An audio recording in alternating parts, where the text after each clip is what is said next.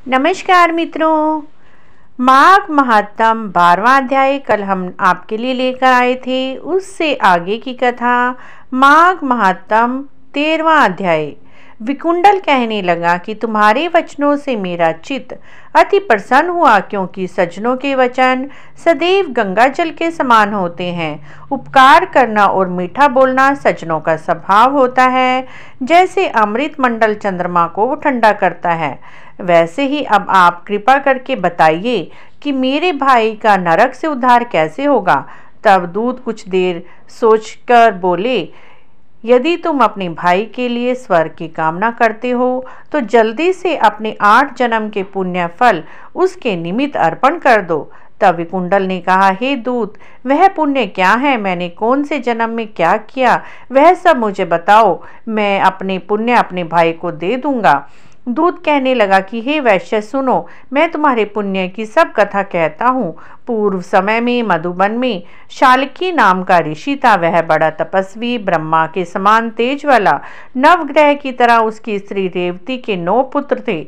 उनके नाम ध्रुव, शशि, बुध, तार, ज्योतिमान थे। इन 5 ने गृहस्थ आश्रम धारण किया तथा निर्मोह, जितमाए, ध्याननिष्ठ और गुणात ने चारों ने संन्यास ग्रहण कर वन में रहने लगे।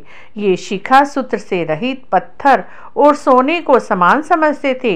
जो कोई अच्छा या बुरा उनको अन्न देता वही खा लेते, और कोई कैसा ही कपड़ा देता उनको ही पहन लेते। सदैव ब्रह्मा के ही ध्यान में लगे रहते थे।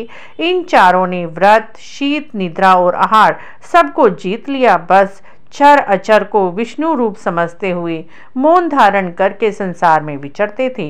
ये चारों महात्मा तुम्हारे घर आए। जब तुमने मध्याह्न के समय भूखे प्यासे इनको आंगन में देखा तो तुमने गदगद कंठ से आंखों में आंसू भरकर तब इनको नमस्कार करके तुमने बड़े आदर सत्कार से इनके चरणों को धोकर प्यार से इन्हें कहा, आइए महाभाग, आइए, आज मेरा जन्म सफल हुआ।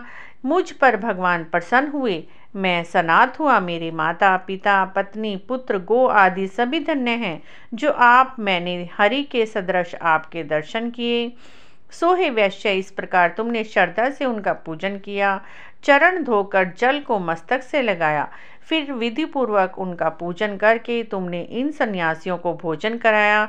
इन सन्यासियों ने भोजन करके रात को तुम्हारे घर में विश्राम किया और ब्रह्मा के ध्यान में लीन हो गए।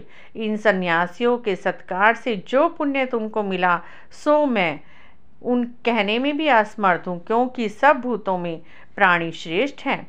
प्राणियों में बुद्धि वाले, बुद्धि वालों में मनुष्य, मनुष्यों में ब्राह्मण, विद्वानों में पुण्य आत्मा और पुण्य आत्मों में ब्रह्म ज्ञानी सर्वश्रेष्ठ हैं। ऐसे ही संगति से बड़े बड़े पाप नष्ट हो जाते हैं। यह पुण्य तुमने अपने पहले 8 जन्म में किया था। सो यदि तुम अपने भाई को नरक से मुक्त कराना चाहते हो तो यह सब पुण्य उसे दे दो। सो दूत के ऐसे वचन सुनकर उसने प्रसन्नचित अपना पुण्य अपने भाई कुंडल को दे दिया और वह नरक से मुक्त हो गया। दोनों भाई देवताओं से पूजित किए हुए तब दूत अपने स्थान को चला गया। इस प्रकार वैश्य के पुत्र विकुंडल ने अपने पुण्य देकर अपने भाई को नरक की यातनाओं से छुड़वाया। सो हे राजन, जो कोई इस इतिहास को पढ़ता सुनता है वह 1000 गोदान का फल प्राप्त करता है। तो इस प्रकार मित्रों 13वां अध्याय संपूर्ण हुआ। माघ महात्म 14वां अध्याय आपके लिए कल लेकर आएंगे। अगर आपको यह अध्याय अच्छा लगा है तो प्लीज़ लाइक एंड कमेंट करें। कमेंट बॉक्स में जय श्री कृष्ण अवश्य लिखें।